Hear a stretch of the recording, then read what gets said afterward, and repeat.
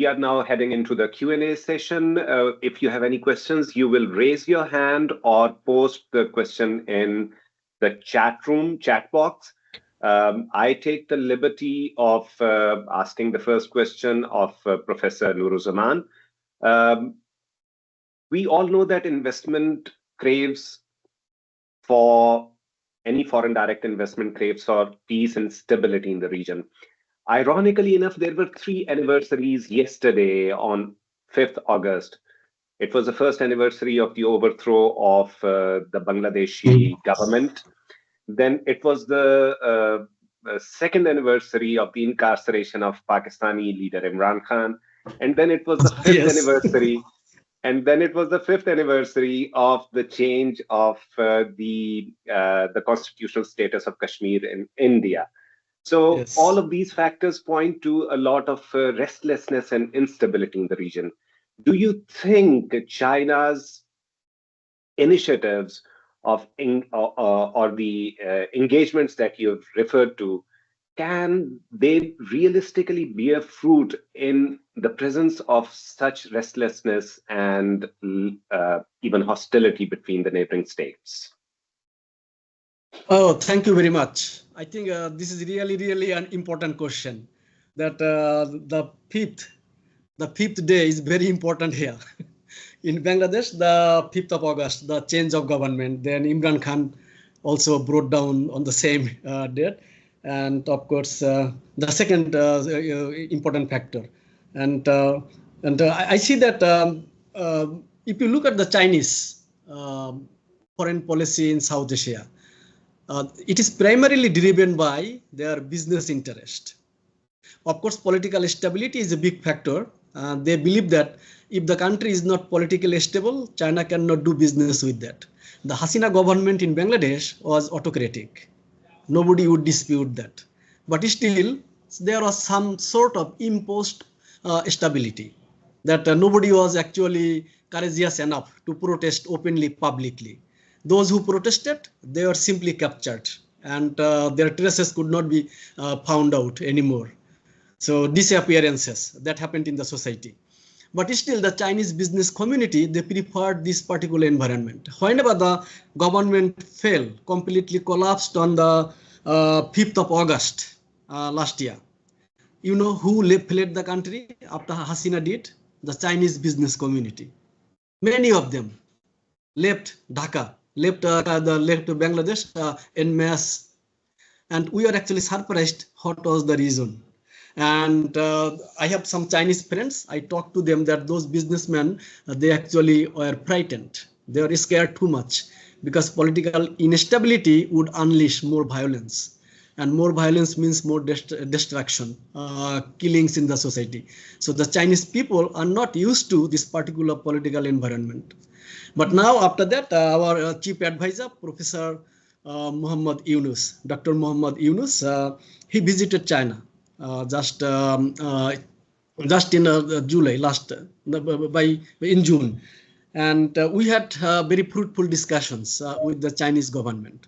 But still, actually, I believe that China has kept Bangladesh on a watch list to see how the political developments progress in this country, because Chinese society, you know, it's an authoritarian society. It's not democratic at all by any Western standard. So that society, in that society, the Chinese people are used to top-down social order. The order comes from the top. It must be implemented down to the bottom level. So that's the Confucius values, the cultural framework in China. So politics, democracy, the Chinese business community, they are less and less interested. They believe that if the country has stability, then it's okay. They are free to do business. Now, comparing this situation with Pakistan, I think Imran Khan was toppled, as we understand, from outside Pakistan, not because it was less democratic, it was autocratic, but because it had unresolvable conflicts with the Pakistan military. And Imran Khan, as a bright star cricketer, was already known to the people all over South Asia and beyond. So he was also very independent-minded. And his foreign policy was not the type of foreign policy to be lined up behind Western dictates. So he actually openly accused of the European countries, of the US, of dictates that they would like to get some specific interest from Pakistan.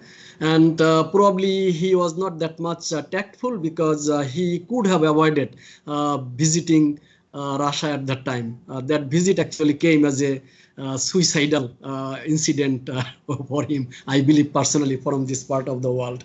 So in foreign policy, you need to be tactful more. It's not that what you believe in and what you are going to implement. Even if you have a particular belief, you do that tactfully, and not really going in public opposition, in overt and covert opposition to other countries. So like in Bangladesh, you know that any government that is publicly pro-Indian would not be tolerated in Dhaka, because we would topple that government down. Any government that is hostile to India would not be able to survive in Dhaka either. The reason is that India would not allow that government to survive. So that means we must maintain some kind of middle ground, not tilting too much to China, not tilting too much to India and the US, but balancing and hedging depending on the realities. So that is the political course, the foreign policy course for Bangladesh. But anyway, autocracy is autocracy, and other events are different from autocratic management. Thank you. Thank you very much. Zishan Hashim has a question. Please, Zishan. Yeah, and thank you, Professor. It was really insightful. My question is related to the influence of China with compared to the influence of United States, means in South Asia. Like if I give example, for a long time, Pakistan is convincing United States that means its relationship with China is not in competition with its relationship with United States. So Pakistan is always trying to say that I'm balancing the approach, like relationship with China, relationship with United States. And I feel like the other South Asian countries are also trying to make it like, because they are also depending on United States, and also they are creating more dependency on China. So do you think they're actually creating balance, or they are going more towards China? I think there is no common answer here that will be applicable to all countries, but the case will vary from one country to another country. So your example of Pakistan, we know that Pakistan, although it says that it is maintaining some kind of a balanced relationship, but both economically and militarily, it has actually a visible tilt towards China. And Chinese weapons, as we saw in the latest round of armed conflict between India and Pakistan, Chinese weapons actually proved very effective and very operational to face the Indian air assault and also the missile assault. So, and Pakistan already got F-16 fighter jets from the US, but the Americans usually attach some kind of preconditions. You cannot use our weapons even in a war without our permission. Now, India has attacked Pakistan. Should Pakistan seek American permission? By that time, India will conquer Pakistan. So is that the reality? The Pakistan is going to embrace and accept? So that's why we in Bangladesh believe that American weapons, although we get it, but it will not be proved successful in times of our national crisis. So better that let's go to China. And China is actually appreciated much because it never seeks any interference. It is not after interference in domestic politics of all other South Asian countries. As I told you, it believes in business, in the promotion of business interest. So any country interested to do business with China is the most welcome. And we welcome China because India and the US, they want political and strategic commitment from us without providing the required public goods we need to develop the country, improve the life quality of our people. You know, still a large portion of our people live under poverty. So we want to lift these people out of poverty with Chinese help. From China, we get generous economic assistance.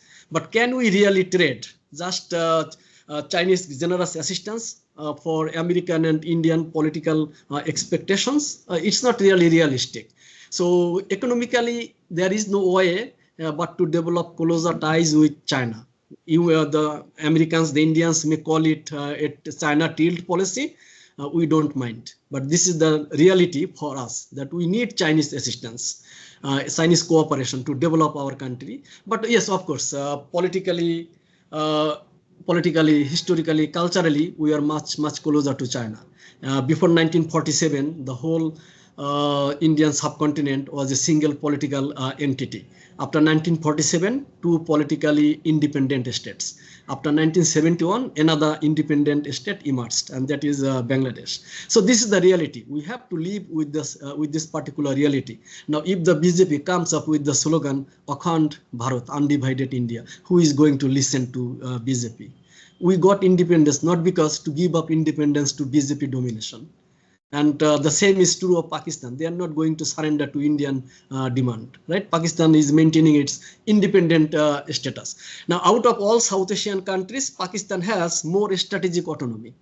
This is a fact of life, because Pakistan has effectively got rid of the Indian orbit.